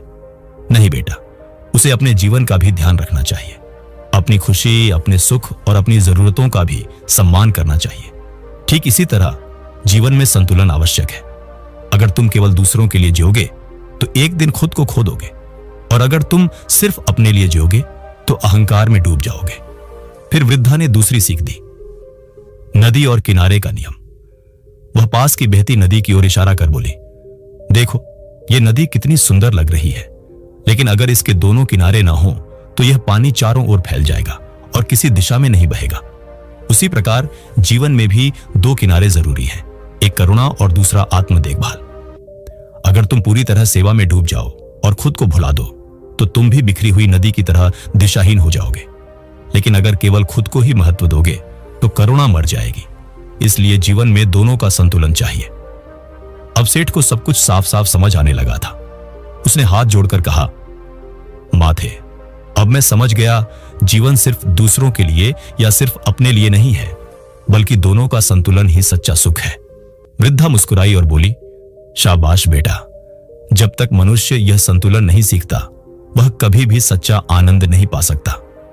श्रीधर सेठ ने उनके चरण छुए और वापस बुद्ध के पास लौट आया। बुद्ध की अंतिम सीख बुद्ध ने उसकी ओर देखा और मुस्कुराकर पूछा, क्यों सेठ, तुम्हें अपने प्रश्न का उत्तर मिल गया? सेठ ने सिर झुका लिया और कहा, हां हे बुद्ध, अब मैं समझ गया हूं कि जीवन का सच्चा सुख करुणा और आत्म देखभाल के बीच संतुलन में है। अगर हम केवल दूसरों के लिए जीते हैं तो खुद को खो देते हैं, और अगर केवल अपने लिए जीते हैं तो अपने भीतर अहंकार को जन्म देते हैं। लेकिन जब हम इन दोनों का संतुलन साधते हैं, तभी हम सच्चे सुख को प्राप्त करते हैं। बुद्ध ने सिर हिलाया और बोले, यह है जीवन की अंतिम सीख। लेकिन क्या यही अंत था? नहीं, अब भी एक अंतिम प्रश्न शेष था। अगर जीवन में संतुलन सबसे आवश्यक है, तो इस संतुलन को बनाए रखने का सबसे सरल उपाय क्या है? बुद्ध ने उसकी ओर देखा और कहा, अब तुम्हें मेरी सबसे कठिन सीख को जानना है, मौन की शक्ति।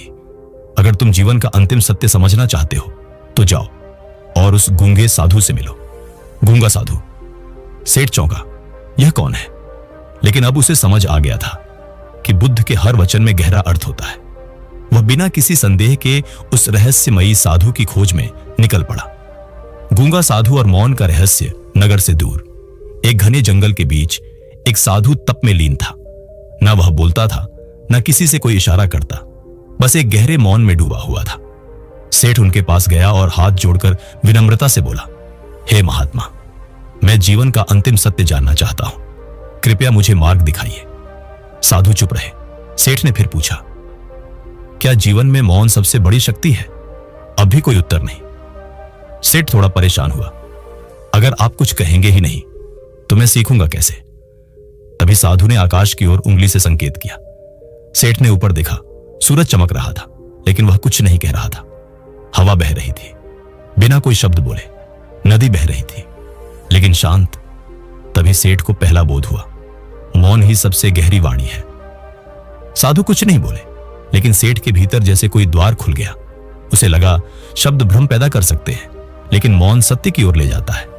अब उसे धीरे धीरे समझ आ रहा था कि कभी कभी सबसे बड़ा ज्ञान शब्दों के बिना आता है। दूसरी सीख, कब बोलना, कब चुप रहना। तभी जंगल में एक विचित्र घटना घटी। एक शिकारी वहां आया। उसने साधु को देखा और पूछा, क्या आपने इस रास्ते से कोई हिरण जाते देखा है? साधु मौन रहे। शिकारी ने फिर पूछा, क्या आप गूंगे हैं?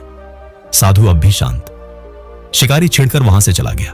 सेठ को आश्चर्य हुआ, अगर यह साधु सच बोल देता तो वह शिकारी उस निर्दोष हिरण को मार देता। अब उसे दूसरी सीख मिली, हर सत्य बोलने योग्य नहीं होता, कभी कभी मौन ही सबसे बड़ा धर्म होता है। अब सेठ को लगा कि वह जीवन का अंतिम सत्य जान चुका है।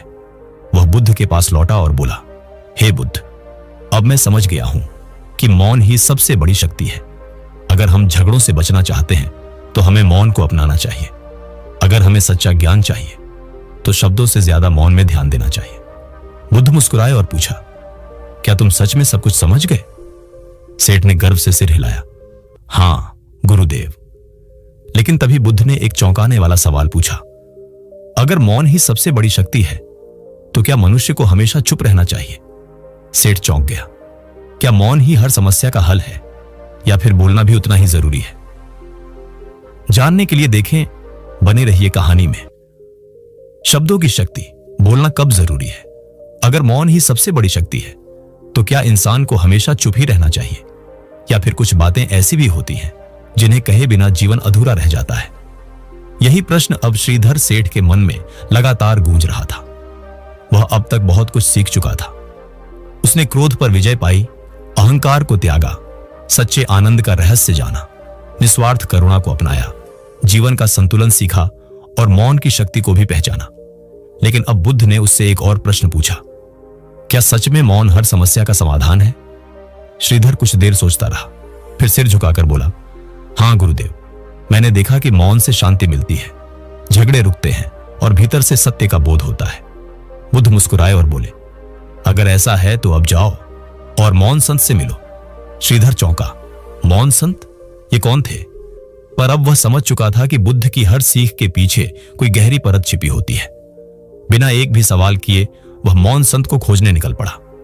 मौन संत की पहली और पहली सीख नगर से बहुत दूर एक पहाड़ी की चोटी पर एक संत रहते थे। उनका केवल एक ही नियम था, मैं जीवन भर मौन रहूंगा। श्रीधर वहां पहुंचा और उन्हें नम्रता से प्रणाम किया। वह कुछ बोलने ही वाला था कि उसे ध्यान आया, ये संत तो कभी कुछ कहते ही नहीं। उसने इशारों से समझाने की कोशिश की कि वह बुद्ध की सीख को पूरा करने आया है। संत मुस्कुराए और संकेत से उसे बैठने को कहा। तभी अचानक तेज हवाएं चलने लगी, वृक्ष झूमने लगे, सूखे पत्ते उड़ने लगे और तभी एक छोटा बच्चा पास की खाई की ओर फिसलने लगा। श्रीधर चिल्लाया, बचाओ, कोई है क्या? इस बच्चे को पकड़ो। लेकिन मौन संत वहीं चुपचाप बैठे रहे, न तो हिले न कोई प्रतिक्रिया दी। श्रीधर को बहुत गुस्सा आया। आप संत हैं, फिर भी कुछ नहीं कर रहे? बोल नहीं सकते तो कम से कम इशारा तो कर सकते थे। श्रीधर दौड़ा और बच्चे को खाई में गिरने से बचा लिया। फिर पलटकर संत की ओर नाराजगी से देखा। तभी संत ने पहली बार अपने जीवन में अपना मौन तोड़ा। वे बोले, यही तुम्हारे प्रश्न का उत्तर है। श्रीधर हैरान रह गया। संत बोले, मौन तब तक अच्छा है जब तक वह किसी को हानि न पहुंचाए। अगर मैं चुप रहता और तुम कुछ न करते तो यह बच्चा मर सकता था। इसलिए मेरी पहली सीख है, जब जरूरी हो तब बोलो। श्रीधर को ऐसा लगा मानो किसी ने उसके भीतर की सारी भ्रांतियां तोड़ दी हो। संत फिर बोले, मैंने जीवन भर मौन इसलिए रखा ताकि जब बोलूं तो हर शब्द का अर्थ हो। जब शब्दों की कीमत ना रहे तब मौन बेहतर होता है, लेकिन जब मौन किसी की जान ले सकता हो तब बोलना ही धर्म है। दूसरी सीख। शब्दों का मूल्य। अब श्रीधर थोड़ा शांत हुआ, पर संत ने उसे दूसरी सीख भी दी। उन्होंने कहा, क्या तुम जानते हो इंसान सबसे अधिक गलती कब करता है? श्रीधर चुप रहा। संत बोले, जब वह बोलता है बिना सोचे बिना समझे। शब्द तलवार से भी तेज होते हैं, ये किसी का जीवन बना सकते हैं और बिगाड़ भी सकते हैं। श्रीधर को अपने पुराने दिन याद आने लगे, जब वह गुस्से में नौकरों को अपमानित करता था, परिवार पर चिल्लाता था और दूसरों को नीचा दिखाता था। अब उसे समझ आ रहा था कि शब्द केवल संप्रेषण का माध्यम नहीं बल्कि शक्ति है। संत ने उसे तीसरी और अंतिम सीख दी। यदि जीवन में सुख और शांति चाहते हो तो हर शब्द बोलने से पहले 3 बातें सोचो। 1. क्या यह सच है? दूसरा, क्या यह जरूरी है? 3. क्या इसे प्रेम से कहा जा सकता है? अगर इन तीनों का उत्तर हां है तभी बोलो, वरना मौन रखो। अब श्रीधर की आंखें भर आई थी। वह बुद्ध के पास लौटा और कहा, हे बुद्ध, अब मैं समझ गया, मौन और शब्द दोनों का संतुलन ही असली ज्ञान है। अगर हर जगह चुप रहेंगे तो सत्य नहीं फैलेगा और हर जगह बोलते रहेंगे तो भ्रम ही भ्रम होगा। इसलिए जब बोलना जरूरी हो तभी बोलो और जब मौन अधिक मूल्यवान हो तो चुप रहो। बुद्ध मुस्कुराए और बोले, शाबाश श्रीधर, यही जीवन की अंतिम परीक्षा थी। श्रीधर को अब लगने लगा कि वह सच्चे ज्ञान के बेहद करीब पहुंच चुका है। लेकिन तभी बुद्ध ने एक और रहस्यमयी सवाल किया, अगर बोलने और चुप रहने का संतुलन ही सबसे बड़ी कला है तो यह संतुलन बनाए कैसे रखा जाए? इस प्रश्न का उत्तर जानने के लिए बुद्ध ने श्रीधर को भेजा एक मूर्ख राजा से मिलने। अब यह मूर्ख राजा कौन था? क्या वह सच में मूर्ख था या फिर उसमें कोई छिपा हुआ ज्ञान था? जानने के लिए देखिए, बने रहिए कहानी में। मूर्ख राजा और सबसे बड़ा निर्णय। सेना बढ़ाई जाए। कोई ऊंची आवाज में चिल्ला रहा था, कर घटाया जाए। कोई और चिल्ला उठा, दूध और शहद की नदियां बहाई जाए। भीड़ में से एक और आवाज आई, राजा। सबसे अधिक चिल्लाने वाले की बात को तुरंत मान लेता था। यह देखकर सेठ को बहुत अजीब लगा। यह कैसा न्याय है? क्या सचमुच जो सबसे अधिक शोर करता है वही सही होता है? पहली सीख, शोर सबसे बड़ा सत्य नहीं होता। उसी वक्त राजा के दरबार में एक किसान आया। वह बेहद परेशान और दुखी था। उसने विनती की, महाराज, मेरा खेत एक साहूकार ने जबरदस्ती छीन लिया है, कृपया मुझे न्याय दें। मगर तभी साहूकार ऊंची आवाज में चिल्लाया, यह झूठ बोल रहा है, वह खेत मेरा है। दरबारियों ने भी उसकी हां में हां मिलाई, क्योंकि साहूकार बहुत प्रभावशाली और ऊंची आवाज में बोल रहा था। राजा ने बिना कोई जांच किए निर्णय सुना दिया, साहूकार सही है, किसान को दंड दिया जाए। सेठ ये देख हैरान रह गया। क्या अगर कोई सच बोले लेकिन शांत स्वर में बोले तो उसका सत्य झूठ हो जाता है। अब सेठ को समझ में आने लगा कि बोलने से ज्यादा जरूरी है कौन बोल रहा है, क्या बोल रहा है और क्यों बोल रहा है। दूसरी सीख, जब तक सही और गलत को नहीं पहचानोगे तब तक तुम सही निर्णय नहीं ले पाओगे। अब सेठ के मन में एक और सवाल उठा, अगर राजा सिर्फ शोर सुनकर निर्णय ले रहा है तो क्या इसका मतलब यह है कि हमें भी सिर्फ जोर से बोलना आना चाहिए? उसी समय एक और घटना घटी। दरबार में एक ज्ञानी मंत्री आया। वह धीरे और विनम्र स्वर में बोला, महाराज कृपया धैर्य रखें और हर पक्ष की बात ध्यान से सुने, तभी आप सही निर्णय ले पाएंगे। पर राजा ने उसकी बात अनसुनी कर दी। उसने फिर उसी चिल्लाने वाले की बात को माना। मंत्री चुप हो गया। लेकिन अगले ही दिन राज्य में बगावत हो गई। निर्णयों के कारण जनता अब क्रोधित हो चुकी थी। राजा घबरा गया। उसे समझ नहीं आ रहा था कि अब क्या किया जाए। वह दौड़कर अपने मंत्री के पास गया और बोला, मंत्री जी अब क्या किया जाए? मंत्री मुस्कुराया और बोला, महाराज अब आपको सही और गलत में फर्क करना ही होगा। सही निर्णय शोर से नहीं बल्कि सोच और समझ से लिए जाते हैं। अब राजा को अपनी भूल का एहसास हुआ। सेठ को अब सब कुछ स्पष्ट दिखने लगा। वह बुद्ध के पास लौटा और बोला, हे भगवान, अब मैं समझ गया हूं कि ना तो हमेशा चुप रहना उचित है और ना ही हर बात पर शोर मचाना। अगर किसी को सही निर्णय लेना है तो उसे मौन और शब्दों के बीच का संतुलन समझना होगा। अगर हमें सच्चा ज्ञान चाहिए तो हमें शांति से सुनना होगा और अगर हमें न्याय चाहिए तो हमें सही समय पर सही शब्दों का प्रयोग करना होगा। बुद्ध मुस्कुराए और बोले, अब तुम्हारी परीक्षा पूर्ण हुई श्रीधर। यही जीवन का सबसे बड़ा सत्य है। मौन और शब्दों का संतुलन ही सबसे बड़ा ज्ञान है। लेकिन फिर बुद्ध ने उससे एक और प्रश्न किया, अब तक जो तुमने सीखा वह तुम्हारे व्यक्तिगत जीवन के लिए था, पर क्या तुम जानते हो कि यही सिद्धांत एक पूरे समाज को भी बदल सकता है? श्रीधर चौंक पड़ा। क्या यह ज्ञान सिर्फ व्यक्ति तक सीमित है या फिर इससे पूरे समाज में बदलाव लाया जा सकता है? यह जानने के लिए देखिए अगला भाग, समाज को बदलने का सबसे बड़ा रहस्य। बुद्ध ने श्रीधर सेठ से पूछा, अगर सही समय पर सही शब्द बोलना ही सबसे बड़ा ज्ञान है तो क्या यही ज्ञान समाज को भी बदल सकता है? श्रीधर सोच में पड़ गया। वह अब तक कई गूढ़ रहस्य समझ चुका था। क्रोध से मुक्ति, अहंकार का त्याग, मौन की शक्ति और शब्दों का विवेकपूर्ण उपयोग।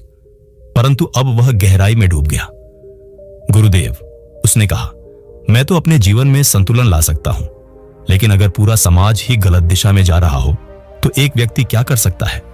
बुद्ध मुस्कुराए और बोले, अगर तुम यह उत्तर जानना चाहते हो तो जाओ भूखे नगर की यात्रा करो। भूखा नगर? यह कौन सा स्थान है? श्रीधर सेठ एक नई यात्रा पर निकल पड़ा। एक ऐसी यात्रा जो उसकी सोच की नींव ही हिला देगी। सेठ चलता चलता एक गांव में पहुंचा। वहां एक आदमी सड़क किनारे बैठा जोर जोर से रो रहा था। उसका चेहरा धूल से सना हुआ था, कपड़े फटे थे और आंखों में हार की पीड़ा साफ दिख रही थी। सेठ ने उसके पास जाकर पूछा, भाई तुम कौन हो और यूं रो क्यों रहे हो? उस आदमी ने अपना सिर उठाया और बोला, मैं इस दुनिया का सबसे बड़ा अभागा इंसान हूं। मेरी किस्मत इतनी बुरी है कि मैं 4 बार मर चुका हूं। सेठ चौंक गया। 4 बार? यह कैसे मुमकिन है? उस आदमी ने गहरी सांस ली और अपनी कहानी सुनाना शुरू किया। पहली मौत, अमीरी की मौत। एक समय था जब मैं बहुत धनवान था। मेरा कारोबार दूर दूर तक फैला हुआ था। लोग मुझे देखकर प्रेरणा लेते थे। लेकिन धीरे धीरे मेरे भीतर घमंड आ गया। मुझे लगने लगा कि मेरी किस्मत ही मेरी सबसे बड़ी ताकत है। मेहनत की अब जरूरत नहीं। मैंने अपने काम पर ध्यान देना बंद कर दिया। कर्मचारियों को नजरअंदाज करने लगा। धीरे धीरे व्यापार डूब गया। कर्मचारी एक एक करके छोड़कर चले गए और मैं सड़क पर आ गया। यही मेरी पहली मौत थी, मेरी अमीरी की मौत। दूसरी मौत, सम्मान की मौत। जब मैं कंगाल हो गया तो एक दिन किसी तरह मैं एक राजा के दरबार में पहुंचा। राजा ने मेरी बातों से प्रभावित होकर मुझे अपना मंत्री बना दिया। मैंने फिर वही गलती दोहराई। सोचा कि अब भाग्य ने मुझे यहां तक पहुंचा दिया है तो मेहनत की कोई जरूरत नहीं। मैं आलसी हो गया, निर्णय गलत लेने लगा और धीरे धीरे राजा को मेरे अयोग्य होने का आभास हो गया। एक दिन उसने मुझे दरबार से निकाल दिया। मेरी दूसरी मौत मेरे सम्मान की मौत थी। तीसरी मौत ज्ञान की मौत। राजा के दरबार से निकाले जाने के बाद मैंने सोचा कि अब दुनिया के झंझटों से दूर हो जाना चाहिए। मैं सन्यासी बन गया। लोगों को उपदेश देने लगा, ध्यान करने लगा और सोचने लगा कि अब मैं सत्य के रास्ते पर हूं। लेकिन यहां भी मैंने खुद को धोखा दिया। मैंने वास्तव में अपने भीतर झांकना ही बंद कर दिया था। मेरा ध्यान बाहरी दिखावे में लगा रहा। धीरे धीरे लोगों ने मेरी बातों को नकारना शुरू कर दिया। कोई मेरी बात नहीं सुनता था और अंत में मैं उस संत की तरह बन गया जो खुद ही भटका हुआ था। यही मेरी तीसरी मौत थी, मेरे ज्ञान की मौत। सेठ ये सब सुनकर स्तब्ध रह गया। उसने पूछा, और चौथी मौत? आदमी ने आंखें पोंछते हुए कहा, अब जो मैं तुम्हारे सामने बैठा हूं, न पैसा है, न सम्मान, न ही कोई दिशा। अब तो मेरा विश्वास ही मर गया है। मुझे अब किसी चीज पर भरोसा नहीं रहा, न भाग्य पर, न कर्म पर, न ही भगवान पर। यही मेरी चौथी मौत है, मेरे विश्वास की मौत। सेठ शांत होकर सुनता रहा। इस बार वह जान गया था कि बुद्ध ने उसे क्यों यहां भेजा था। उसके मन में एक ही सवाल था, क्या सच में यह आदमी बदनसीब है या फिर उसकी हर मौत का कारण उसका अपना किया गया कर्म है। अब कहानी की अगली कड़ी में सेठ इसी प्रश्न का उत्तर खोजने की कोशिश करेगा। क्या भाग्य पहले से तय होता है या हम खुद अपनी नियति को अपने कर्मों से लिखते हैं? जानने के लिए बने रहिए कहानी में कर्म और भाग्य का रहस्य। श्रीधर सेठ अब बुद्ध द्वारा दिए गए नए प्रश्न के उत्तर की तलाश में एक विशाल सम्राट के दरबार पहुंचा। वहां उसका ध्यान दरबार में खड़े 3 लोगों पर गया। तीनों की हालत और स्थिति एक दूसरे से बिल्कुल अलग थी। पहला व्यक्ति एक गरीब किसान था, दूसरा एक व्यापारी और तीसरा राजा का प्रिय दरबारी। इन तीनों के जीवन में मेहनत, सेवा और अवसर की अलग अलग कहानियां छिपी थीं, लेकिन एक बात सामान्य थी, भाग्य। श्रीधर ने सबसे पहले उस गरीब किसान से बात की। वह किसान बोला, मैंने अपनी पूरी जिंदगी खेतों में खपाते हुए बिता दी, सूरज के साथ उठता और अंधेरे में सोता। लेकिन कई साल बारिश नहीं हुई, फसलें तबाह हो गई और मैं कर्ज में डूब गया। कई बार राजा से मदद की गुहार लगाई, मगर आज तक कुछ नहीं मिला। श्रीधर सुनते सुनते सोच में पड़ गया। सीख सिर्फ मेहनत काफी नहीं होती, सही अवसर और अनुकूल परिस्थिति भी जरूरी होती है। अब वह व्यापारी की ओर बढ़ा। सेठ ने पूछा, तुमने तो सुना है राजा की कई बार सेवा की, फिर भी तुम्हें कोई विशेष सम्मान क्यों नहीं मिला? व्यापारी बोला, मैंने राजा को कई बार उपहार दिए, उसकी सेना को वस्त्र और भोजन भिजवाया, पर एक भूल कर बैठा। मैंने कभी यह नहीं समझा कि राजा को असल में चाहिए क्या। मैंने वही दिया जो मुझे ठीक लगा, पर यह जाने बिना कि उसे पसंद क्या है। अब श्रीधर को दूसरा बिंदु समझ में आने लगा। सीख सेवा या मेहनत तभी फल देती है जब वह सही दिशा और समझ के साथ हो। अब बारी आई उस तीसरे व्यक्ति की, राजा के प्रिय दरबारी की। श्रीधर उसके पास गया और पूछा, हर कोई कहता है कि तुम जहां जाते हो वहां अवसर खुद तुम्हारे दरवाजे खटखटाते हैं, राजा तुम्हें सम्मान देता है और लोग तुम्हारी बातों को सुनते हैं। आखिर ऐसा क्यों? दरबारी मुस्कुराया और बोला, क्योंकि मैंने सिर्फ मेहनत नहीं की, सही समय का इंतजार भी किया और खुद को उस लायक भी बनाया कि जब अवसर आए तो मैं उसे पहचान सकूं। मैंने राजा की सेवा ऐसे की जैसे वो मेरे पिता हों, उसकी पसंद नापसंद, जरूरतें सब कुछ ध्यान में रखकर। और सबसे जरूरी, मैं कभी भी खुद को भाग्य के भरोसे नहीं छोड़ता। मैं हर दिन खुद को बेहतर बनाता हूं। श्रीधर अब पूरी तरह समझ चुका था। सीख सही मेहनत, सही दिशा, सही समझ और अवसर की पहचान, यही वो 4 स्तंभ हैं जो किसी को किस्मत वाला बनाते हैं। वह बुद्ध के पास लौट गया और बोला, हे गुरुदेव, अब मैं समझ गया कि क्यों कुछ लोग बिना ज्यादा प्रयास के भी सफल दिखते हैं, क्योंकि उन्होंने खुद को उस योग्य बनाया है कि अवसर उन्हें ढूंढते हैं। बुद्ध ने सिर हिलाया और शांत स्वर में कहा, श्रीधर, यही आकर्षण की शक्ति है। जब तुम भीतर से संपूर्ण होते हो तो तुम्हारी ऊर्जा अवसरों को खींचती है। भाग्यशाली वे नहीं होते जिन्हें मौके मिलते हैं, बल्कि वे होते हैं जो खुद को उन मौकों के लायक बनाते हैं। लेकिन तभी बुद्ध ने मुस्कुराकर एक और प्रश्न पूछा, श्रीधर, अब बताओ, अगर अवसर ही सब कुछ है तो फिर कुछ लोग अवसर पाकर भी असफल क्यों हो जाते हैं? जानने के लिए देखिए, बने रहिए कहानी में अवसर का चक्र और अंतिम बोध। सीख अगर मेहनत सही दिशा में न हो तो उसका परिणाम व्यर्थ चला जाता है। तीसरा व्यक्ति जो राजा का प्रिय दरबारी था, उसमें एक अनोखी बात थी, आकर्षण की अदृश्य शक्ति। अंत में श्रीधर सेठ ने उसी प्रिय दरबारी से एक प्रश्न किया, तुमने ऐसा क्या किया कि राजा तुम्हें सबसे अधिक मान देता है? दरबारी हल्की मुस्कान के साथ बोला, मैंने कुछ भी असाधारण नहीं किया। मैंने केवल राजा की पसंद और नापसंद को समझ लिया। जब वह प्रसन्न होता है तो मैं उसकी प्रसन्नता को बढ़ाने का प्रयास करता हूं। जब वह क्रोधित होता है तब मैं शांत रहता हूं। मैंने कभी सीधे पुरस्कार की कामना नहीं की, लेकिन मैंने खुद को ऐसा बना लिया कि लोग स्वयं ही मेरी ओर खींचे चले आते हैं। मैं दरबार के लिए आकर्षण का केंद्र बन गया। सीख यह है कि कुछ लोग केवल मेहनत नहीं करते, बल्कि अपनी ऊर्जा, स्वभाव और व्यक्तित्व को इस तरह संवारते हैं कि लोग स्वतः उनकी ओर आकर्षित होते हैं। यही है आकर्षण की गूढ़ शक्ति। अब श्रीधर सेठ को अपना उत्तर मिल चुका था। गुरुदेव, श्रीधर ने कहा, अब मुझे समझ में आया कि कुछ लोग बिना विशेष परिश्रम के भी सफल क्यों हो जाते हैं। बुद्ध मुस्कुराए और बोले, बताओ क्या सीखा? श्रीधर बोला, कुछ लोग अपने भीतर ऐसा प्रभाव और ऐसी समझ विकसित कर लेते हैं कि अवसर उनके पास खुद चलकर आते हैं। वे अपने संबंधों, लोगों की भावनाओं और सही समय की पहचान पर ध्यान देते हैं। इसलिए वे जहां भी जाते हैं लोग उनकी सहायता करना चाहते हैं। बुद्ध ने सिर हिलाया। हां श्रीधर, यही आकर्षण की अदृश्य शक्ति है। अगर तुम चाहते हो कि सफलता स्वयं तुम्हारी ओर आए तो खुद को ऐसा बनाओ कि पूरी दुनिया तुम्हारी ओर खींचने लगे। लेकिन तभी बुद्ध ने एक और प्रश्न पूछा, अगर आकर्षण की शक्ति इतनी प्रभावशाली है तो फिर कुछ लोग सब कुछ सही करने के बावजूद भी अकेले क्यों रह जाते हैं? इस प्रश्न ने श्रीधर को फिर से सोचने पर विवश कर दिया। उत्तर उसे बाद में मिला, जब वह एक वृद्ध संत और उसके 3 शिष्यों से मिला। 3 शिष्य और 3 अलग जीवन। श्रीधर ने देखा कि एक वृद्ध संत के 3 शिष्य हैं। पहला शिष्य बहुत परिश्रमी था, लेकिन वह सदैव अकेला रहता था। दूसरा शिष्य बहुत ज्ञानी था, लेकिन कोई उसका आदर नहीं करता था। तीसरा शिष्य शांत, विनम्र और सबका प्रिय था। श्रीधर ने संत से पूछा, गुरुदेव, ये तीनों आपके शिष्य हैं, फिर भी इनकी जिंदगियां इतनी अलग क्यों हैं? संत मुस्कुराए और बोले, पहले शिष्य ने परिश्रम तो किया, लेकिन उसने कभी किसी से प्रेम या सहयोग नहीं किया, इसलिए वह अकेला ही रह गया। दूसरे शिष्य ने बुद्धि से कार्य तो किया, लेकिन उसने कभी दूसरों की भावनाओं की कद्र नहीं की, इसलिए किसी ने उसका सम्मान नहीं किया।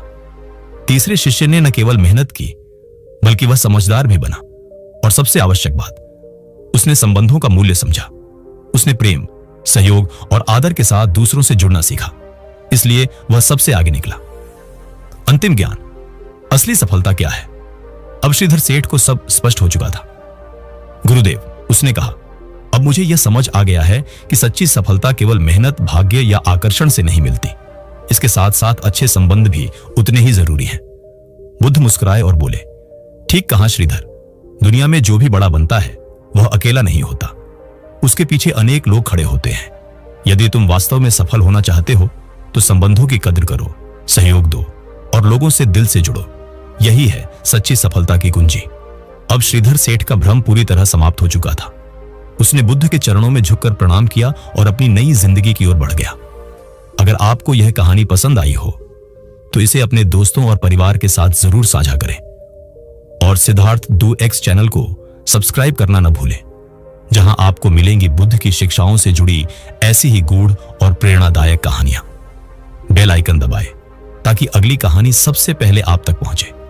याद रखिए, सिर्फ मेहनत नहीं, सही दिशा भी जरूरी है।